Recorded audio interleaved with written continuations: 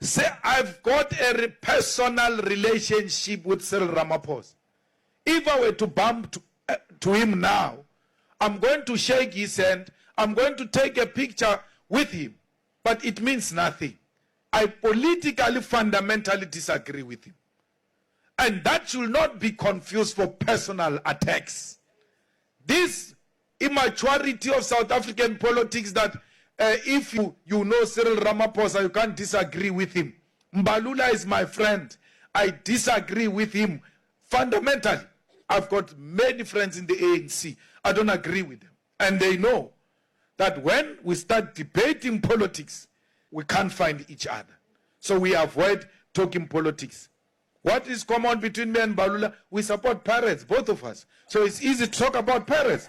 There is nothing personal against President Ramaphosa. Personally, he's a very good guy.